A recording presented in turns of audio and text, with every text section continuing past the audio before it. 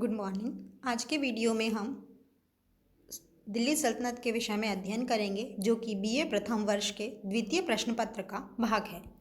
दिल्ली सल्तनत का काल 1206 ईस्वी से लेकर 1526 ईस्वी, जब पानीपत प्रथम युद्ध बाबर के साथ होता है, तब तक माना जाता है। दिल्ली सल्तनत के अंतर्गत गुलाम, खिलजी, तुगलक, सैयद और लोदी वंश ने शासन किया। आज हम गुलाम वंश से प्रारंभ करेंगे, जिसका टाइम 1206 से 1290 ईस्वी तक है। कुतुबुद्दीन ऐबक 1206 से 1210 ईस्वी तक इन्होंने शासन किया। गौरी ने कुतुबुद्दीन ऐबक को तराइन के दूसरे युद्ध के बाद 1192 ईस्वी में भारतीय प्रदेशों का सूबेदार नियुक्त किया। कुतुबुद्दीन ऐबक के माता पिता तुर्किस्तान के तुर्क थे। तुर्की भाषा में ऐबक का अर्थ होता है चंद्रमा का स्वामी। कुतुबुद्दीन ऐबक ने 1206 ईस्वी में मोहम्मद गौरी की मृत्यु के बाद लाहौर में स्थानीय नागरिक के अनुरोध पर सत्ता ग्रहण की। वह लाहौर को ही राजधानी बनाकर मृत्यु पर्यंत वहीं रहे। 1206 से 1290 ईस्वी तक का समय गुलाम वंश का काल माना जाता है। यद्यपि सभी शासक एक वंश के नहीं थे। कुतुबुद्दीन ऐबक को छोड़कर गुलाम वंश के सभी शासक तुर्की की इल्बरी जनजाति से संबंधित थे। 1206 से 1290 ईस्वी तक 3 राजवंशों के 9 शासकों ने शासन किया। ये वंश कुतबी वंश 1206 से 1211 ईस्वी, शमशी 1211 से 1266 ईस्वी एवं बलबनी वंश 1266 से 1290 ईस्वी। इन तीनों वंशों के संस्थापक बचपन में गुलाम थे, किंतु सुल्तान बनने से पूर्व वे दासता से मुक्त हो चुके थे, अतः इन्हें गुलाम वंश का कहना अनुचित होगा। इतिहासकार हबीबुल्लाह ने इन्हें ममलूक कहा है। मामलूक अरबी भाषा का शब्द है, जिसका अर्थ होता है स्वतंत्र माता पिता से उत्पन्न हुए दास। ऐबक को निशापुर के काजी फखरुद्दीन ने दास के रूप में खरीदा।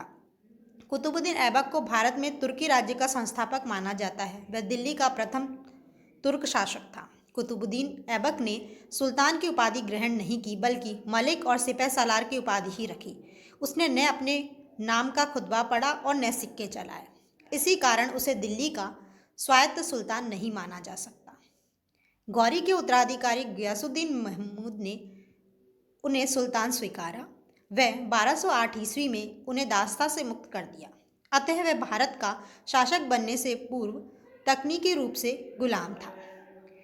ऐबक की उदारता व दानशीलता के कारण उन्हें लाख बख्श कहा गया। कुरान का अत्यधिक सुरीली आवाज में पाठ करने के कारण कुतुबुद्दीन ऐबक को कुरान खां भी कहा जाता था। उन्हें हातिम द्वितीय भी कहा जाता था। हसन निज़ामी अपनी पुस्तक ताजुल मासिर में वह फ़क्र ए मुदब्बिर अदब उल हर्ब के लेखक को ऐबक ने संरक्षण प्रदान किया। दिल्ली में कुतुब मीनार की नींव प्रसिद्ध सूफी संत ख्वाजा कुतुबुद्दीन बख्तियार काकी के नाम पर कुतुबुद्दीन ऐबक ने रखी। इसका निर्माण कार्य इल्तुतमिश ने पूरा करवाया। कुतुब मीनार का प्रयोग प्रारंभ में आजान देने के लिए किया जाता था। अजमेर, कन्नौज व कालिंजर को जीतने का श्रेय कुतुबुद्दीन ऐबक को ही है। ऐबक के एक अधिकारी इख्तियारुद्दीन मोहम्मद बिन बख्तियार खिलजी ने बिहार और बंगाल पर भी आक्रमण किए। नालंदा विश्वविद्यालय को नष्ट कर हजारों दुर्लभ पांडुलिपियां जला दी गई।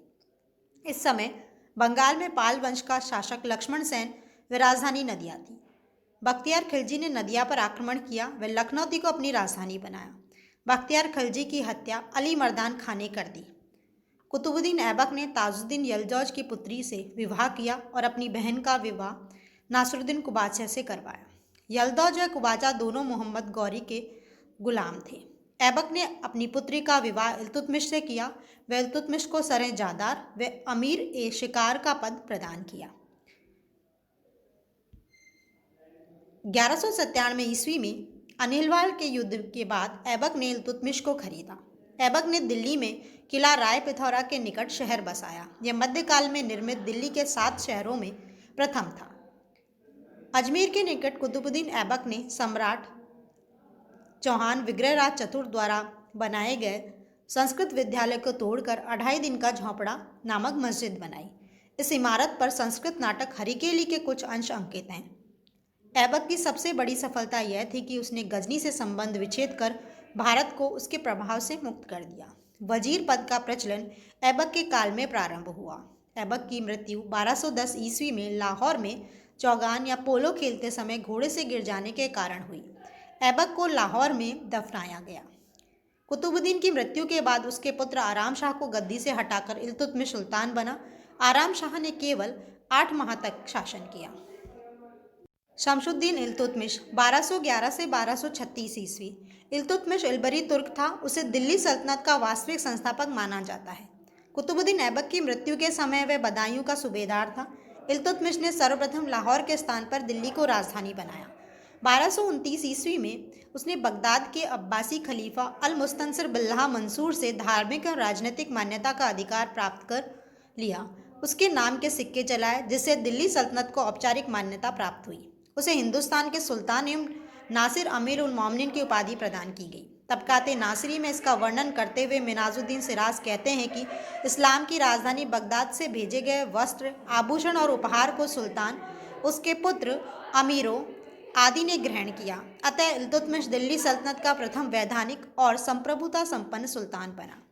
इल्तुतमिश ने अपने 40 वफादार गुलामों का समूह तैयार किया, जिसे बर्नी ने चालीसा या तुर्कान ए चहलगानी कहा। इल्तुतमिश ने 1221 ईस्वी में नवोदित दिल्ली सल्तनत को मंगोल आक्रमण से बचाया। जब चंगेज खां ख्वारिज्म के शाह जलालुद्दीन मांगबरनी का पीछा करता हुआ सिंधु नदी तक आ गया, तब इल्तुतमिश ने मांगबरनी को शरण देने से मना कर बुद्धिमत्ता का परिचय दिया। चंगेज खां का मूल नाम तिमुचिन था। वह अपने को ईश्वर का अभिशाप कहने में गर्व अनुभव करता था। इल्तुतमिश ने गयासुद्दीन को पराजित कर बंगाल को भी पूर्ण अपने अधीन कर लिया।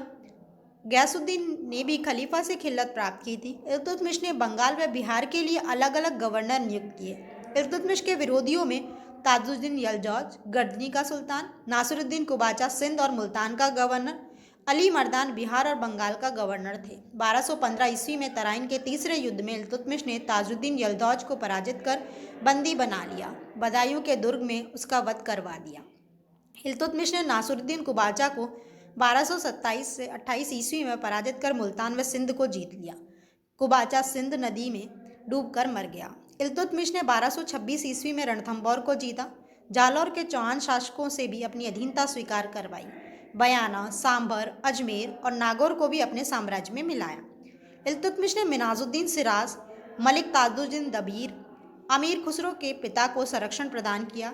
उसके समय नासिरी, अबू बकर बिन मोहम्मद रूहानी व नूरुद्दीन मोहम्मद मुख्य विद्वान थे। नूरुद्दीन ने लुबाब उल अलबाब को लिखा।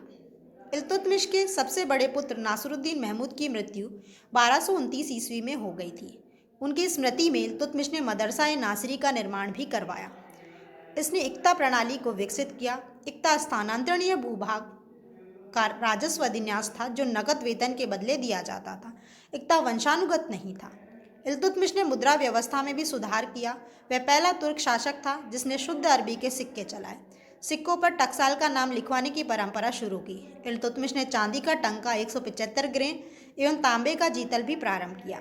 इल्तुतमिश ने 1234 से 35 ईस्वी में बिलसा में हिंदू मंदिर व उज्जैन के महाकाल मंदिर को लूटा। मदरसा-ए-मुअज्जी का निर्माण भी इल्तुतमिश ने दिल्ली में करवाया। इल्तुतमिश प्रथम सुल्तान था जिसने दोआब की आर्थिक क्षमता को भी समझा। इल्तुतमिश ने कहा था, भारत अरब नहीं है, इसे दारुल इस्लाम में परिवर्तित करना व्यावहारिक रूप से संभव नहीं। इल्तुतमिश का आरिज ममालिक इमादुल मुल्क नामक गुलाम था। इल्तुतमिश ने इस दास की योग्यता से प्रभावित होकर उसे रावत-ए-अर्ज की उपाधि प्रदान की थी। सुल्तान बलबन के काल में भी उसे यह पद प्राप्त हुआ। इल्तुतमिश का वजीर मोहम्मद जुनादी था। मलिक कुतुबुद्दीन हसन गौरी, फ़खरुल मुल्क निज़ामी जैसे योग्य व्यक्ति इल्तुतमिश के दरबार में थे। इल्तुतमिश ने नागौर, राजस्थान में अतारकिन का दरवाज़ा बनवाया। इब्न बतूता लिखता है कि इल्तुतमिश के महल के सामने संगमरमर के 2 सिंह बने थे, जिनके गले में घंटियां लटकी होती थी, जिन्हें खींचने पर फरियादी को तुरंत न्याय मिल जाता था।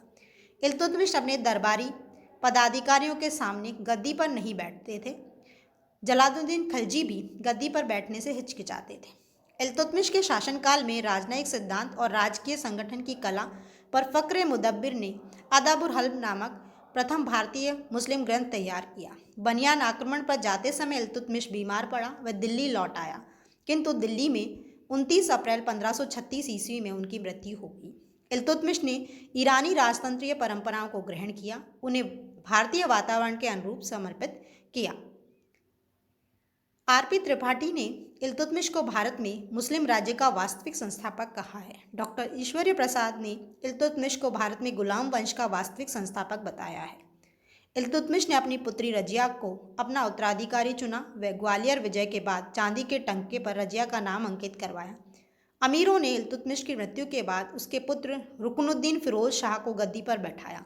इल्तुतमिश ने सुल्तान के पद को वंशानुगत किया।